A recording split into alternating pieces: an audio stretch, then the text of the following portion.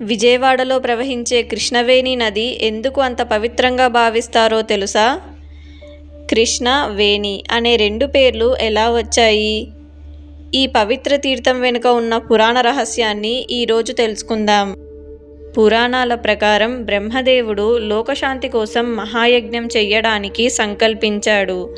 భృగు మహర్షిని యజ్ఞహోతగా నియమించి సహ్యాద్రి పర్వతంపై యజ్ఞం చెయ్యడానికి ముహూర్తం నిర్ణయించాడు. విష్ణు మహేశ్వరులు, సప్త ఋషులు బ్రహ్మ చేస్తున్న యజ్ఞానికి వచ్చారు. యజ్ఞదీక్ష స్వీకార ముహూర్తం సమీపించింది. సరస్వతీదేవి ఎంతకు రాకపోవడంతో భృగు మహర్షి ఆందోళన చూసి శ్రీ మహావిష్ణువు బ్రహ్మదేవుని మరో భార్య అయిన గాయత్రీదేవిని కూర్చోబెట్టి యజ్ఞాన్ని ఆరంభించాడు.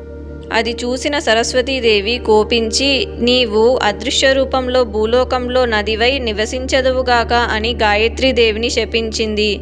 త్రిమూర్తులకు మీరు నది రూపాలుగా భూలోకంలో నివసించండి అని శపించింది. భృగు మహర్షి సరస్వతీదేవిని శాంతించమని వేడుకోగా శాంతించిన సరస్వతీదేవి, త్రిమూర్తుల్లారా, మీరు స్వయంగా కాకుండా మీ అంశలను నది రూపాలుగా అవతరింపచేయండి అని చెప్పగా శ్రీ మహావిష్ణువు అంశగా కృష్ణ, మహేశ్వరుడి అంశగా వేణి పుట్టాయి.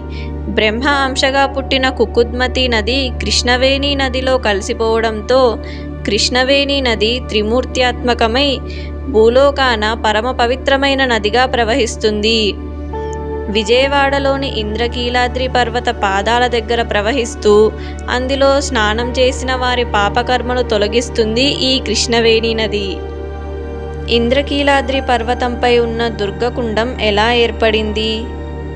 ఆ ఆశ్చర్యమైన కథను వచ్చే భాగంలో తెలుసుకుందాం.